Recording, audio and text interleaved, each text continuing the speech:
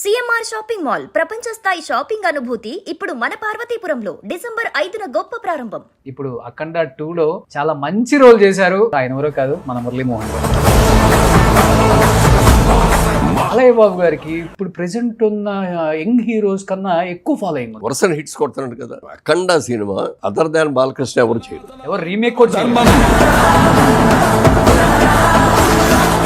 గురువు క్యారెక్టర్ అయింది, ఆయనకి మార్గదర్శి. అది చిన్న క్యారెక్టర్ అయినా ఒక గౌరవమైన క్యారెక్టర్. దేవుడు ఇచ్చిన గొప్ప గిఫ్ట్ ఏంటంటే మీకు మంచి ఆరోగ్యం. పైన డై గాని కింద బీడి వేస్తే 50 సంవత్సరాల నవ మన్మధుల్లాగే ఉంటారు మురళీమోహన్ గారు. That is the credit of our jeans. Father 96 Sethupathi గారు, అమ్మగారు 100 years. 100 ఇంకొక నెల అయితే 100 పూర్తయి 101లో కూర్చోవాలి. శోభన్ బాబు గారు అన్ని ఎకరాలు కొన్నారంట అనేది మాత్రమే తెలుసు, కానీ రియల్ ఎస్టేట్ లో జేబేరి లాంటి సంస్థను స్థాపించారనేది చరిత్రలో లేదు. అది కేవలం ఒక్క మురళీమోహన్ గారు మాత్రమే సాధ్యం. ఇండస్ట్రీకి మెగాస్టార్ చిరంజీవి గారు అయితే రియల్ ఎస్టేట్ లో మెగాస్టార్ మురళీమోహన్. 10,000 ఎంప్లాయీస్ ఉంటారు, మొత్తం 10,000 మంది. ఈ సాటిస్ఫాక్షన్ నాకు కావాలి. ఏమీ లేకుండా ఇంట్లో కూర్చుంటే నేను 60 ఏళ్ళకే చచ్చిపోతాను. Great sir. Hi, hello, welcome to Suman TV. నేను మీ రోషన్. అఖండ 2 సో తాండవం ఆల్రెడీ మాన్యా స్టార్ట్ అయిపోయింది. ఎప్పుడెప్పుడు థియేటర్లో రిలీజ్ అవుతుందా, బాలయ్య గారి విశ్వరూపం ఎప్పుడెప్పుడు చూద్దామా అని బాలయ్య గారి ఫ్యాన్సే కాదు, యావత్తు సినిమా ప్రేక్షకులు కూడా వెయిట్ చేస్తున్న తరుణం రానే వచ్చింది. అఖండ 1కి మనం చేసిన ప్రమోషన్స్లో ఈచ్ అండ్ ఎవ్రీ టెక్నీషియన్స్ కూడా వాళ్ళు చెప్పిన ఎక్స్పీరియన్స్ చూస్తుంటే రియల్గా గూస్ బంప్స్ అనమాట. థియేటర్లో చూసేదానికన్నా వీళ్ళు చెప్పేటప్పుడు నిజంగా గూస్ బంప్స్. అందరూ మెసేజ్లు స్టార్ట్ చేశారు. అఖండ 2కి మళ్ళీ ప్రమోషన్ స్టార్ట్ చేయండి రోషన్ గారు, వర్క్ చేసిన టెక్నీషియన్స్ అన్నారు. నాకు బాగా హృదయానికి దగ్గర కాబట్టి ప్రతి ఒక్కరు కూడా నో చెప్పరు కాబట్టి దానిలో భాగంగా ప్రమోషన్ స్టార్ట్ చేశాం. ఇప్పుడు అఖండ 2లో చాలా మంచి రోల్ చేశారు. ఆయన చేసినవి మంచి రోల్సే, కానీ ఈ సినిమాలో కూడా చాలా మంచి రోల్ చేశారు. ఆయన ఎవరో కాదు, మన మురళీమోహన్ గారు. మురళీమోహన్ గారు నమస్తే. జై బాలయ్య. జై బాలయ్య. జై జై బాలయ్య. నేను ఒకసారి అంటే మీరు 2 సార్లు అన్నారు. ఆ ప్రేమ అంటే ఒక్కొక్కరికి ఏజ్ పెరిగిన కొద్దీ అమితాబ్ బచ్చన్ గారు చూడండి, అవును, బిగినింగ్లో క్యారెక్టర్ కంటే తర్వాత లేటర్గా బ్రహ్మాండమైన సబ్జెక్ట్స్ పడినాయి. అవును. అలాగే ఎన్టీ రామారావు గారికి అట్లాగే మంచి సినిమాలు పడినాయి. అవును. ఏది బిగినింగ్లో జానపదాలు ఇవి ఎట్లా చేసుకున్నా కూడా సోషల్ ఫిల్మ్స్లో కూడా బ్రహ్మాండమైన సినిమాలు పడినాయి ఆయనకి. ఈవెన్ చివరిది సినిమా కూడా బ్రహ్మాండంగా ఆడింది. అవును. ఇప్పుడు అదే బాలకృష్ణ గారికి కూడా సేమ్ అదే వచ్చింది. చాలా సినిమాలు చేశాడు ఇదివరకు సరదాగా. ఇప్పుడు చేస్తే దాంట్లో ఎంత మెచ్యూరిటీ వచ్చిందంటే ఆర్టిస్ట్లో ఎక్సలెంట్ మెచ్యూరిటీ వచ్చింది. అసలు ఎక్కడ కూడా ఓవర్ చేసేటట్టుగా కాకుండా. అంటే మాయాబజార్లో ఎన్టీ రామారావు గారు కృష్ణుడు వేసేటప్పుడు అంతకుముందు సొంత ఊరు అనే సినిమాలుగా కృష్ణుడు వేషం వేశాడు ఆయన. ఓకే. వేస్తే ఆ సినిమా సక్సెస్ కాలేదు. అసలు ఆయన క్యారెక్టర్కి కూడా బ్యాడ్ నేమ్ వచ్చింది. కృష్ణుడు ఇట్లా చేస్తాడు ఆయన. అన్న తర్వాత ఎవరన్నా కృష్ణుడు అని అడిగినా కూడా చేసేవారు కాదంట.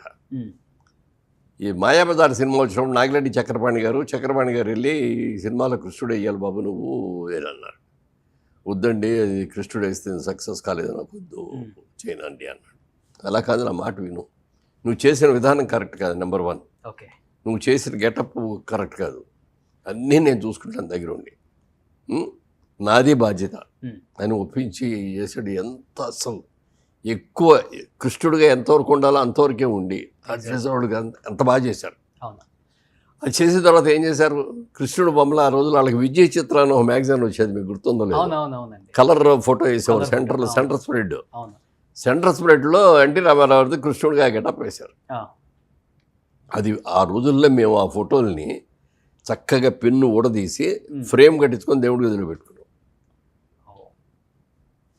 అంటే కృష్ణుడు అంటే ఎందుకంటే గొప్ప ఫోటో దొరకదు అని మా ఫీలింగ్ అన్నమాట. మీ వెనక కూడా ఉన్నారు ఇప్పుడు ఆయన. నిజంగా అలాంటి ఆయన అంత అద్భుతంగా చేశారు. తర్వాత మరి జస్టిస్ సోదరులంటి కానీ అసలు ఎన్ని సినిమాలు ఆయన చేసి ఎక్స్టెంట్. అట్లా బాలయ్య గారికి ఇప్పుడు ఈ మధ్యన చాలా మంచి సినిమాలు పడుతున్నాయి. చాలా మెచ్యూర్డ్గా చేస్తున్నాడు. ఎక్కడ ఓవర్ చేయటం కానీ ఇది కానీ ఎక్స్ప్రెషన్స్ కానీ చేస్తున్నాడు. కానీ 50-60 ఏజ్ వచ్చిందంటే కొంచెం ఫ్యాన్ బేస్ తగ్గుతుంటది, అంత మంచి సినిమాలు కూడా రావు. ఏదో చేయాలంటే చేయాలి, అంతే, ఇండస్ట్రీలో ఉండాలి కాబట్టి. కానీ బాలయ్య బాబు గారికి ఇప్పుడు ప్రెసెంట్ ఉన్న యంగ్ హీరోస్ కన్నా ఎక్కువ ఫాలోయింగ్ ఉంది. అసలు అన్ని ఎన్ని హిట్స్ కొడుతున్నాడు కదా. సబ్జెక్ట్ ఎంత మంచి. అఖండ సినిమా అదర్ దాన్ బాలకృష్ణ ఎవరు చేయరు, ఎవరు రీమేక్ కూడా చేయలేరు. అఖండ ఫస్ట్ ఆ క్యారెక్టర్ ఎవరు చేయాల. అది సినిమా చూసిన రోజున అబ్బాయి భలే చేశాడు ఇది అని మాకే ఆశ్చర్యం వేసింది. ఓకే, జనరల్గా హీరోలు అనగానే గ్లామర్ క్యారెక్టర్ చేయాలి, ఇది ఇది ఇది డాన్సులు ఉండాలి. అయ్యో, అవును, అది అద్భుతంగా చేశాడు. ఇప్పుడు మళ్ళీ వీళ్ళిద్దరు కాంబినేషను, డైరెక్టర్ గారిది హీరోది కాంబినేషన్ అనేది ఇది ఎన్నది 3వ కాంబినేషన్ ఇది. అవును, 4 సింహ, లెజెండ్, అఖండ 2, 4th 3 హ్యాట్రిక్ కొట్టిన తర్వాత ఇప్పుడు 4వ హ్యాట్రిక్ కొట్టడానికి రెడీగా ఉన్నాడు ఈయన. ఓకే, డెఫినెట్గా చాలా మంచి. నాకు ఒక డైరెక్టర్ గారితో పరిచయంగా చెప్తాను. 2005లో దిల్ రాజు గారు భద్రా అని ఒక సినిమా తీశారు. రవితేజ ఫాదర్ రోల్, అందులో ఫాదర్ రోల్, రవితేజకి ఫాదర్ రోల్. మంచి క్యారెక్టరు, త్రూఅవుట్ క్యారెక్టరు, మంచి క్యారెక్టరు. సినిమా చాలా బాగా ఆడింది, మంచి పేరు కూడా వచ్చింది. సినిమాకి వస్తే ఆటోమేటిక్గా ఆర్టిస్టులకు అందరికీ వస్తుంది కదా. అలాగే నాకు కూడా చాలా మంచి పేరు వచ్చింది. దాని తర్వాత దిల్ రాజు గారు ఒక సెంటిమెంట్గా పెట్టుకొని ఆయన సినిమాలో చాలా సినిమాల్లో వరుస నాకు ఇచ్చాడు, మంచి క్యారెక్టర్స్ ఇచ్చాడు. అలాగే డైరెక్టర్ గారు మీకు మంచి క్యారెక్టర్ చేయిస్తారని మీతో అన్నట్టు వచ్చాడు. అంటే ఆ సినిమా అయిన తర్వాత ఆయనలో ఒక ఫ్రెండ్షిప్ బాగా పెరిగింది. ఒకటి నెంబర్ 1. నెంబర్ 2, చంద్రబాబు నాయుడు గారు రాజమండ్రిలో మేము మహాపుష్కరాలు చేసాం. అప్పుడు నేను ఎంపీ. మహాపుష్కరం మామూలుగా పుష్కరం అనేది 12 ఏళ్ళకి ఒకసారి వస్తుంది. మహాపుష్కరం అనేది 12 144 సంవత్సరాలకు ఒకసారి వస్తాయి. గోదావరి పుష్కరాలు, మహాపుష్కరాలు నేను ఎంపీగా ఉన్నప్పుడు వచ్చినాయి. అప్పుడు చంద్రబాబు నాయుడు గారు, నా కాన్సెప్ట్స్ కూడా అదే కాబట్టి నాకు బాధ్యతలు కూడా చాలా చెప్పారు, నేను కూడా బాగా చేశాను.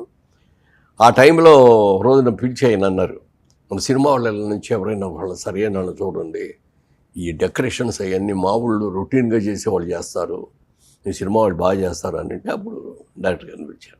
ఓకే, అప్పుడు యాడ్ తీశారు. అవును, యాడ్ చేశారు. తర్వాత అసలు ఆ డెకరేషన్స్ అవన్నీ కూడా ఆయనే చేయించాడు. రాత్రి మళ్ళీ ఆయన చంద్రబాబు నాయుడు గారు ఆఖరి నిమిషంలో కానీ చెప్పడు, నాకు ఎల్లుండి పొద్దుడికి కావాలన్నాడు. ఎల్లుండి పొద్దునే ఆ రోజున ఇది డే అండ్ నైట్ అండి. ఇక నేను కూడా పక్కనుండి, సార్ మీకు ఏం కావాలని చెప్పండి, ఇది లేదో ఇది ఉందని అంటానికి కాదంటే, వాళ్ళు అంతకుముందు వాళ్ళ మరదలకో ఎవరికో పెళ్లి చేశాడు, వాళ్ళ చెల్లెలకో ఎవరికో. ఆ పెళ్లిలో కొన్ని గిడుగులు పెట్టి డెకరేషన్ చేసి తమాషా చేశాడు. ఈయన ఏం చేసా కనపడకపోయినప్పుడు అలా లారీలో అవి తెప్పించాడు. తెప్పించేసి ఆ బొట్టు మీద పెట్టేసేసి దానికి లైటింగ్ చేసేటప్పుడు ఎక్స్ట్రా ఆర్డినరీ అందం వచ్చేసింది. దానికి తగ్గట్టేమో చంద్రబాబు నాయుడు గారు అడిగారు, ఏదన్నా క్రాకర్స్ షో చేస్తే బాగుంటుంది ఇక్కడ అంటే మన రాజమండ్రిలో చాలామంది ఉన్నారండి, బ్రహ్మాండంగా చేస్తారండి. అలా కాదు అది దానికంటే బాగుండాలన్నారు. అప్పుడు హైదరాబాద్ని చెన్నైలో ఫైట్ మాస్టర్ ఒక ఆయన ఉన్నాడు, ఈ క్రాకర్స్ ఇవన్నీ చేసేది, పేరు మర్చిపోయాను, పేరు గుర్తులేదు. అతను ఫోన్ చేసి అర్జెంటుగా బయలుదేరి వచ్చాడు. వచ్చేట చంద్రబాబు నాయుడు గారు చెప్పారు ఇది చేయాలి అని అంటే, సార్ కొంచెం బడ్జెట్ ఎక్కువ వద్దన్నాడు. పర్వాలేదు చెప్పు అన్న. చెప్పంటే నేను 8 minutes ఒక నాన్ స్టాప్గా వచ్చేస్తాయి అన్నమాట ఆ క్రాకర్స్ అన్నీ కూడా, అది చేస్తానండి ఇంత బడ్జెట్ అన్నాడు. అనేప్పటికీ బేరం ఆడటం మొదలెట్టా. సార్ మీరు బేరం ఆడొద్దండి, నేను అదే అమౌంట్ చేస్తా, కానీ 8 నిమిషాలు చేసేది 10 నిమిషాలు చేస్తా, నాకు ఖర్చు ఎక్కువ అవుద్ది, మీకు అదే కన్స్ట్రక్షన్ అనుకోండి అన్నాడు. సీఎం గారికి చెప్తే ఆయన ఓకే నీకు ఓకే అనుకుంటే ఓకే చేశారు. అది ఎంత అద్భుతంగా చేశాడంటే థ్రిల్ ఫీల్ అయిపోయారు అందరూ. అట్లా ఈయన చేసిన ఈ డైరెక్షన్ చేసిన ఇవన్నీ కూడా బ్రహ్మాండంగా అట్లాగే సక్సెస్ అయింది. చాలా న్యాచురల్గా ఉంటుంది. అక్కడి నుంచి చంద్రబాబు నాయుడు గారికి కూడా ఏదో వచ్చిందంటే ఎలక్షన్స్ వచ్చినా ఏదొచ్చినా ఆయన యాడ్స్ చేసేవాళ్ళు బాగా అసలు. కానీ ట్రైలర్ చూస్తుంటే లిటరల్లీ గూస్ బంప్స్. ఈ ట్రైలర్ అఖండ 2 అలాగే ఉన్నారు కాబట్టి ఏమనిపించింది బాలయ్య బాబు గారి గెటప్, యాక్షన్, త్రిశూలం పెట్టుకుని అందరినీ కాప్స్ ని కాల్ చేసే అవన్నీ నేను చూడలేదు యాక్చువల్గా, ఆ, ఎందుకంటే నేను సినిమాలోనే చూద్దామని అట్లా అలా రిజర్వ్ చేసుకున్నాను. మీరున్నప్పుడు జరిగిన సీన్స్. నేను ఎందుకు చూసానంటే అందులో గురువు క్యారెక్టర్ ఆయనకి ఓకే. అఖండ అని పిలుస్తాడనమాట.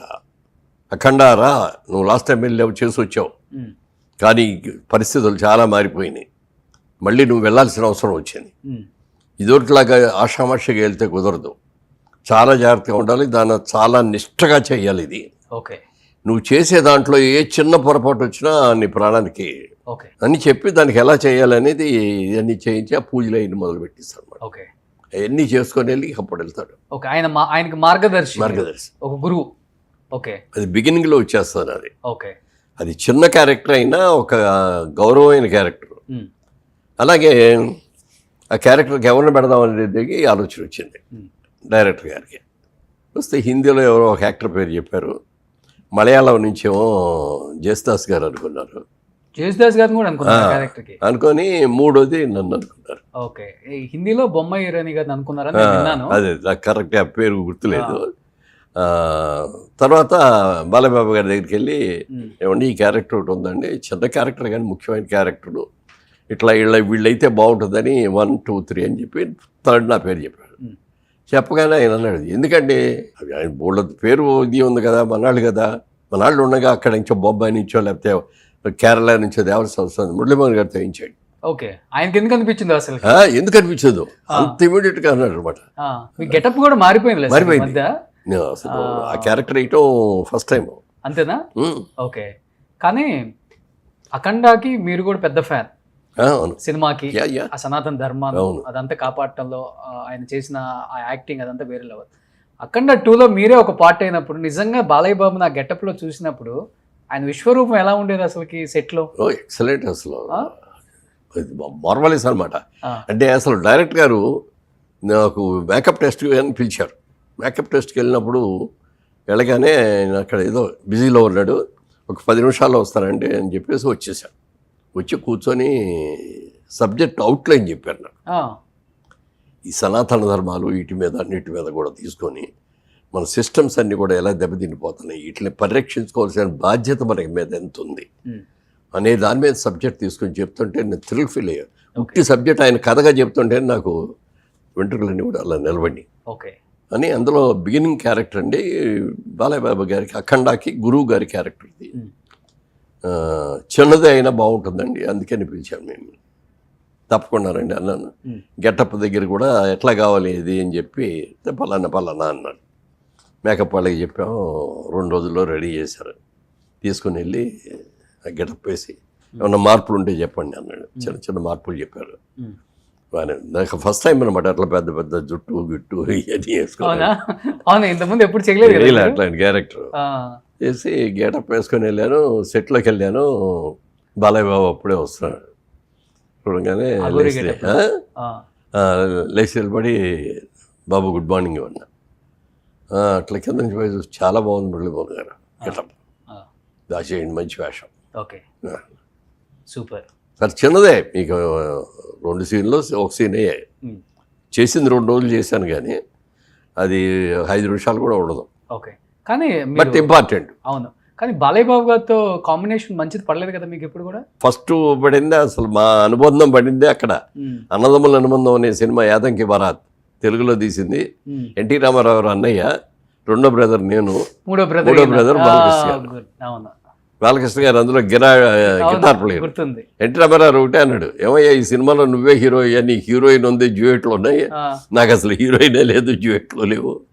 బాలయ్య బాబు గారిని స్టేజ్మెంట్ సాంగ్స్ అదని చెప్పారు. నిజంగా అది ఆ క్యారెక్టర్ రావటం ఆ రోజుల్లో చాలా చాలా గొప్ప.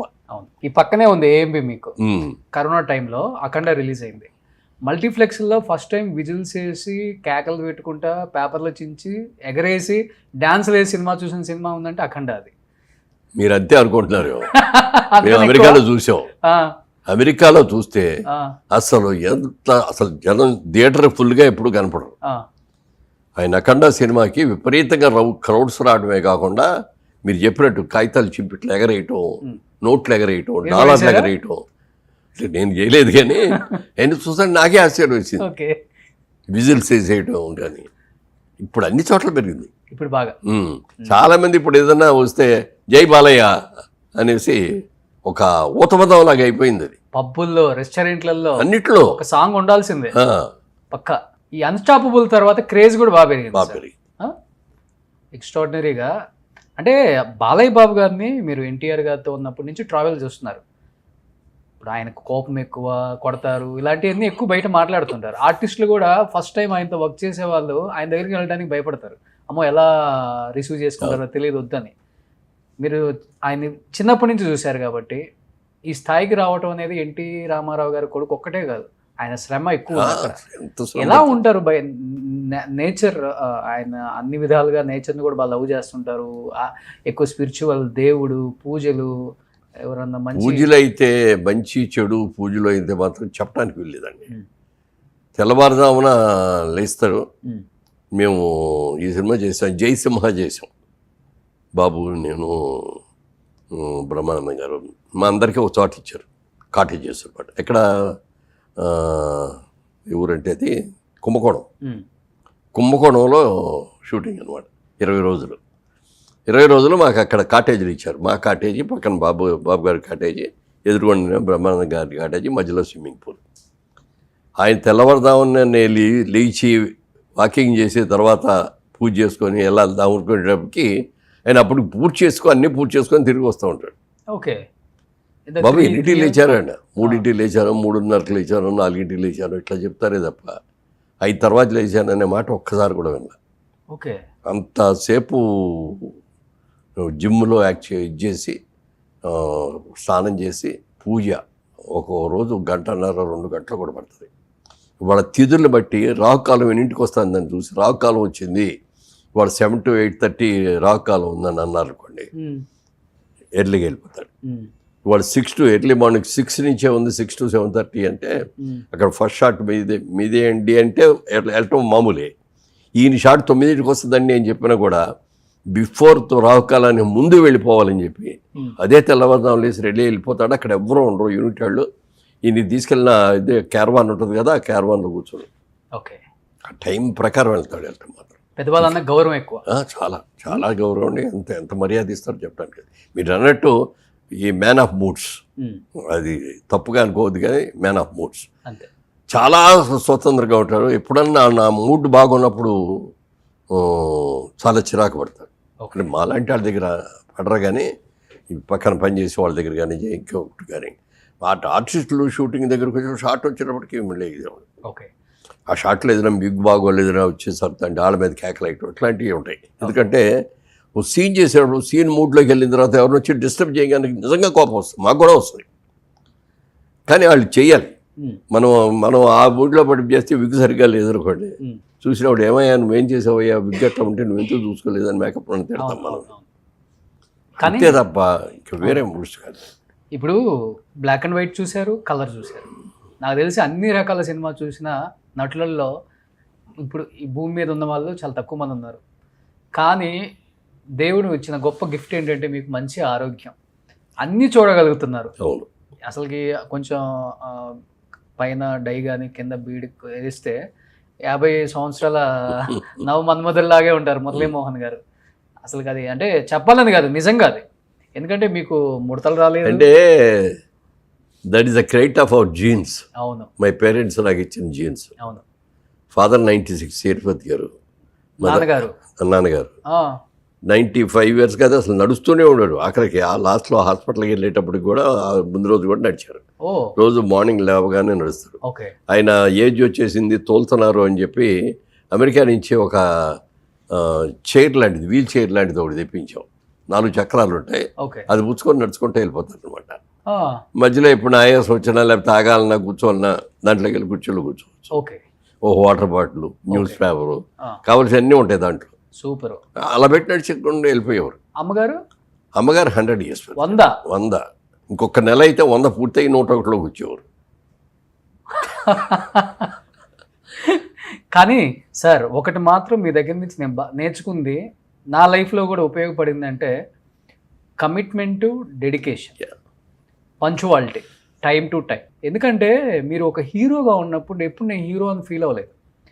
హీరోగా చేశారు, క్యారెక్టర్ ఆర్టిస్ట్గా చేశారు, తండ్రిగా చేశారు. ఈ 3 మీరు చేసిన సందర్భాలు నేను అన్ని సినిమాల్లో గమనిస్తూనే ఉంటాను. నేను హీరోని, నేను ఎందుకు చేయాలి ఆ క్యారెక్టర్ అనుకుంటే మురళీమోహన్ గారు ఇన్ని సినిమాలు చేసేవాళ్ళు కాదు, ఇన్ని పాత్రల్లో మీకు అవకాశం కూడా వచ్చి ఉండేది కాదు. కానీ ఇప్పుడు వస్తున్న జనరేషన్ నేను ఒక సినిమా తీసామంటే నేను హీరోని రా, ఒక చిన్న క్యారెక్టర్ నేను చేయను అనే రేంజ్లో ఉన్నారు ఇప్పుడు కూడా. మిమ్మల్ని చూసి నేను ఎస్పెషల్లీ మీకు ఫ్యామిలీకి దగ్గరగా ఉంటాను కాబట్టి నేను ఫస్ట్ నుంచి కూడా అబ్జర్వ్ చేసి నేర్చుకున్నాను, అడిగి నేర్చుకోలేదు. మీ క్యారెక్టర్లు చూసి, మీ నడవడిక చూసి, మీ మాటలు చూసి. ఇంకొకటి, బిజినెస్లో సక్సెస్ అవ్వడం చాలా కష్టం ఒక ఆర్టిస్ట్ అనేవాళ్ళు. శోభన్ బాబు గారు అన్ని ఎకరాలు కొన్నారంట అనేది మాత్రమే తెలుసు, కానీ రియల్ ఎస్టేట్లో జేబేరీ లాంటి సంస్థను స్థాపించారనేది చరిత్రలో లేదు. అది కేవలం ఒక్క మురళీమోహన్ గారు మాత్రమే సాధ్యమైంది. ఇన్ని సక్సెస్ఫుల్ వెంచర్స్, మీ కార్పొరేట్ ఆఫీస్ ఎత్తుక్కోవాలనుకుంటే జేబేరీ కొడితే ఒక 100-200 వస్తాయి గూగుల్లో. అన్ని సక్సెస్ఫుల్ వెంచర్స్.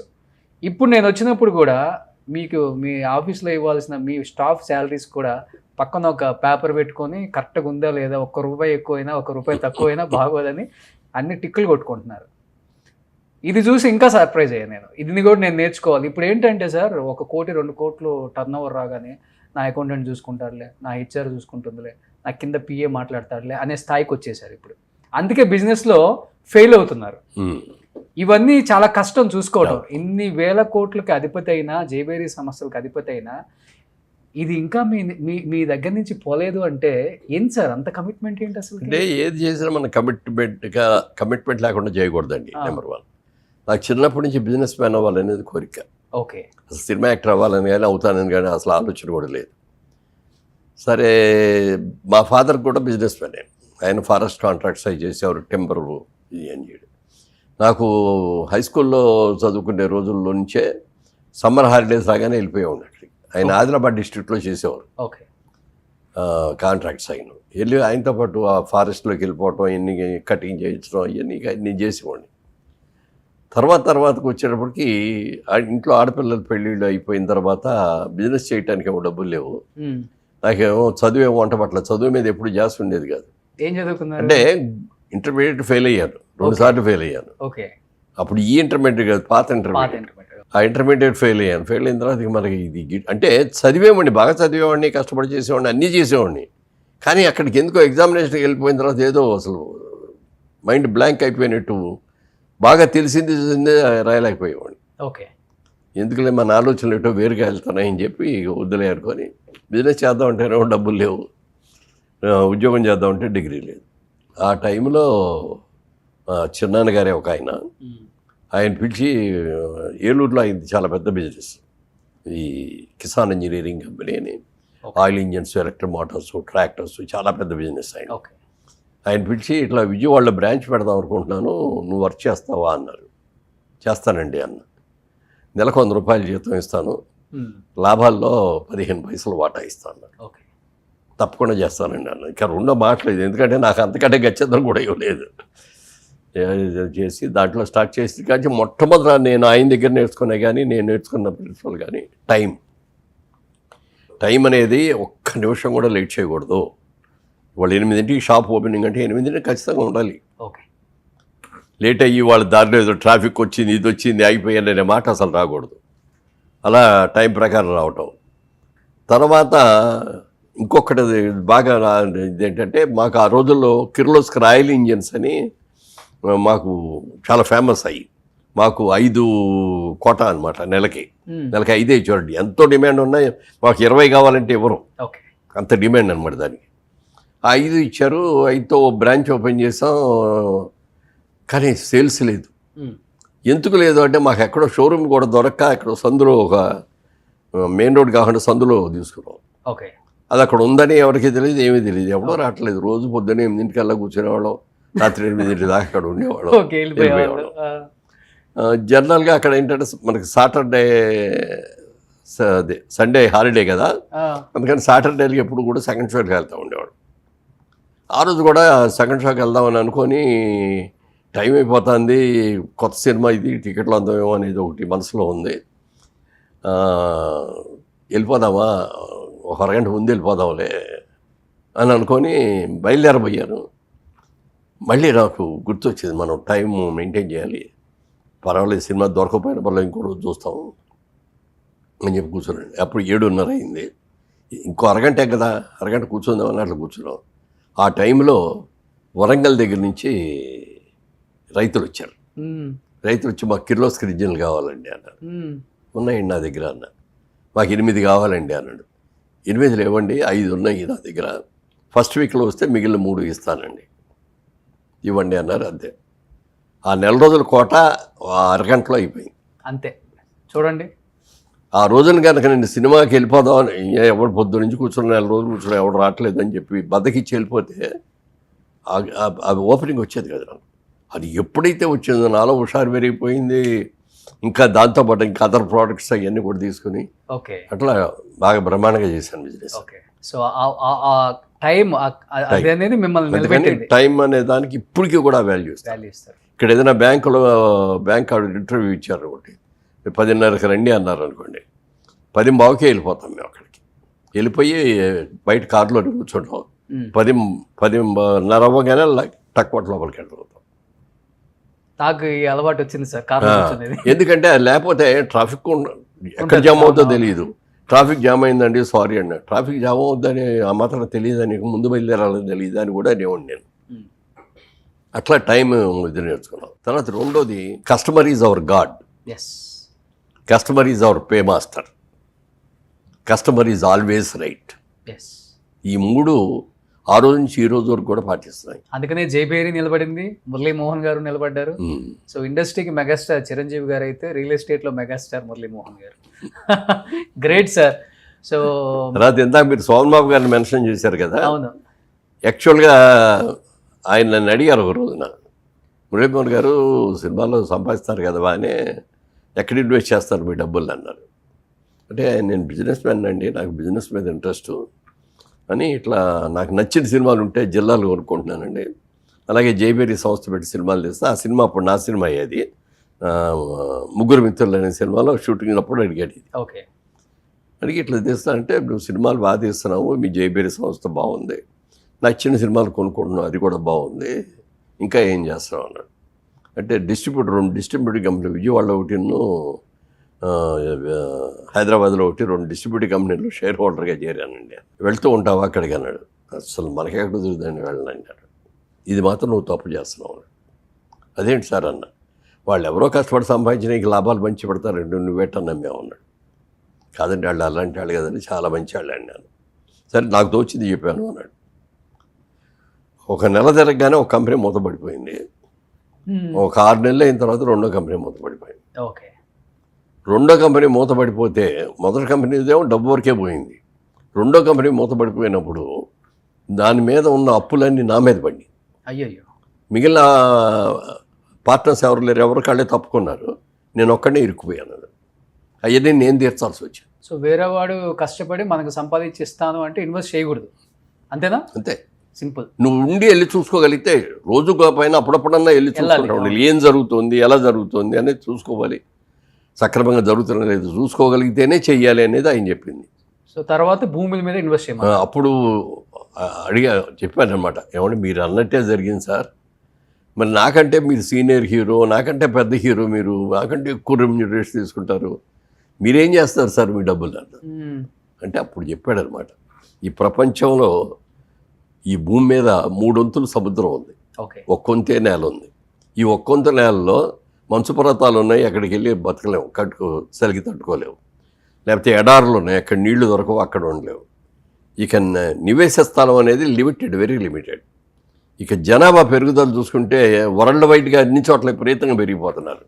రాబోయే రోజుల్లో ల్యాండ్కి మంచి డిమాండ్ వస్తుంది అని నేను నమ్మాను. అందుకని నా ప్రతి రూపాయి ల్యాండ్ మీదే పెట్టేస్తాను. ఒక్కో రోజు ఆయన షూటింగ్లో ఉండగా ఎవరైనా డబ్బులు తెచ్చిస్తే కూడా ఆ డబ్బులకి రేపు పొద్దున వస్తాయని తెలుసు ఆయనకి. షూటింగ్లో అని కొన్నాళ్ళని ఆ బ్రోకర్స్లో మీడియాస్ని ఎవరో రమ్మని అక్కడదక్కడే ఇచ్చేవాడు. అట్లా చేసాడు. చాలా పెద్ద ప్రాపర్టీస్ కొన్నాడు. 100 ఎకరాలు ఉంటాయి కదా సార్? 100 ఎకరాలు. అంటే సరిగ్గా చెప్పాలంటే ఇవాళ రెమ్యూనరేషన్స్ ఇవన్నీ వదిలేయండి, ఆ రోజుల్లో ఉన్న రెమ్యూనరేషన్స్ లెక్కేసుకుంటే ఇండియాలో రిచెస్ట్ పర్సన్ ఎవరు అంటే సినిమా వాళ్ళల్లో శోభన్ బాబు గారు ఫస్ట్. సెకండ్ అంటే సెకండ్ హిందీ వాళ్ళ ధర్మేంద్ర, రాజ్ కపూర్.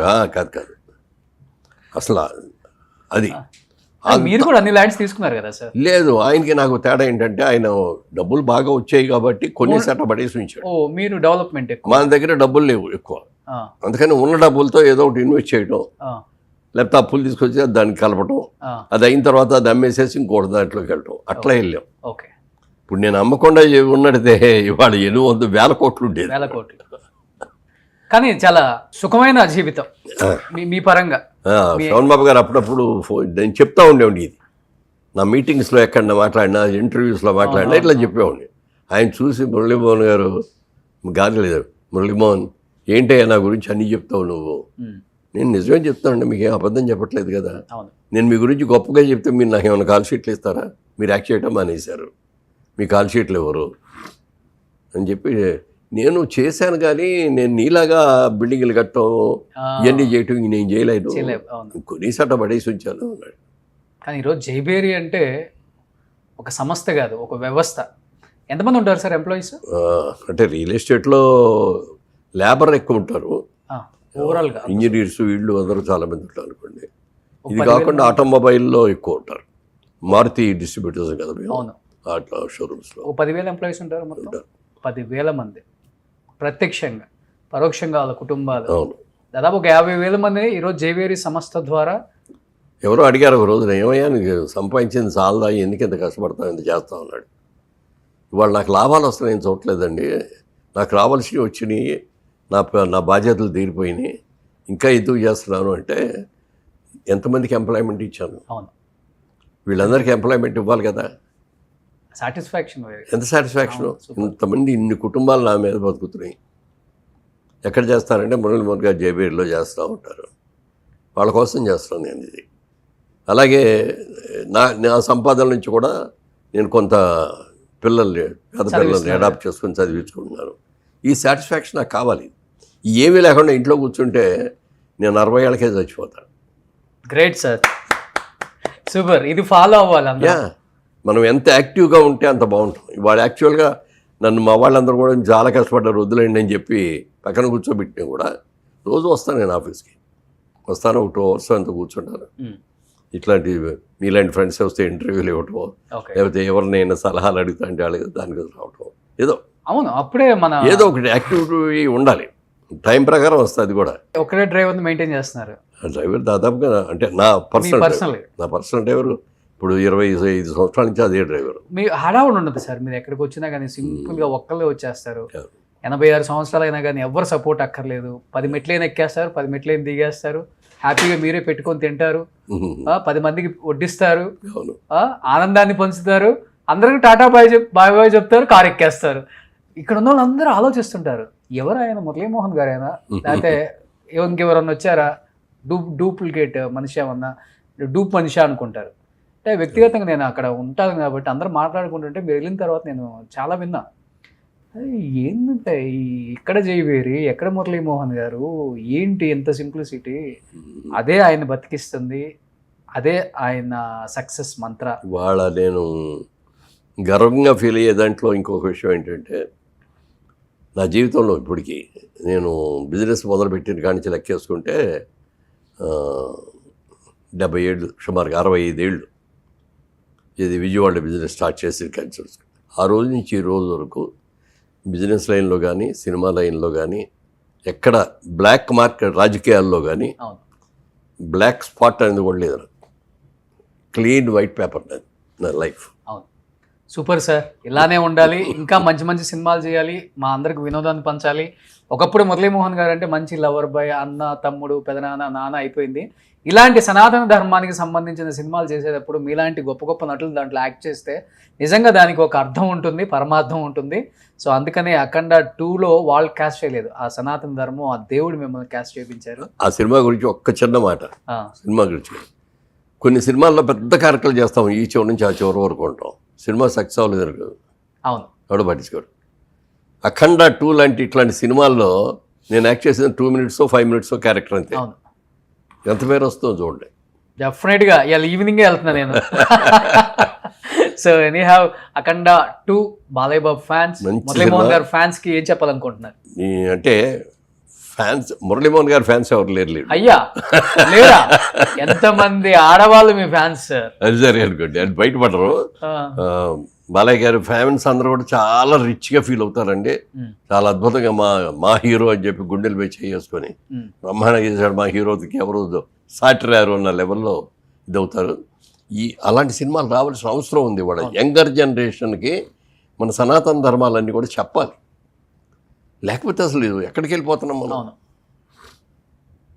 అందుకని ఇలాంటిది ఊళ్ళో ఫైట్లు డ్యాన్స్లు ఇవే కాకుండా మన సనాతన ఇదేమిటి మన పూర్వీకులు ఏంటి ఇవన్నీ కూడా ప్రజలకి తెలియాలి. అలా ఇవన్నీ ఉన్నాయి ఇందులో. సినిమా పెద్ద హిట్ సినిమా ప్రొడ్యూసర్కి ఈ సినిమా హిట్ అవుద్దా అనేది పక్కన పెడితే ప్రజానీకానికి ఈ సినిమా కావాలి. ఇప్పుడున్న జనరేషన్కి ఇది కావాలి. అలాగే ప్రొడ్యూసర్స్ వాళ్ళు కూడా 14 days రామ్ గారు గోపి గారు కదా, ఎన్ఆర్ఐసే కదా. రామ్ గారు గోపి రామ్ గారు గోపి గారు వాళ్ళు ఎన్ని సినిమాలు అంటే పెద్ద ఎక్కువగా మిగిలినలాగా 30-40 తీయపోయినా యుఎస్ నుంచి ఇక్కడికి వచ్చి సెటిల్ అయ్యి చక్కటి సినిమాలు తీస్తారు. ఇవాళ తెలుగు సినిమా ఇండస్ట్రీ ఇవాళ కళకళలాడుతుంది అంటే కారణం ఏంటంటే ఎన్ఆర్ఐస్ అందరూ కూడా ఒక ప్యాషన్తో వచ్చారు. ఆ ప్యాషన్తో తీస్తున్నారు సినిమాలు, అందుకే మంచి సినిమాలు తీయగలుగుతారు. సూపర్. ఎనీ హ్యావ్ రిలీజ్ ఇవాళ ఈవినింగ్ పడిపోతుంది ప్రీమియం కాబట్టి వెళ్తున్నారా? లేదు, అవునా? జనంలో కూర్చొని చూస్తారు రేపా? Super. Thank you sir, thank you so much. At the same time Muralimohan గారు అవార్డ్స్ చాలా తక్కువ మంది చూశారు.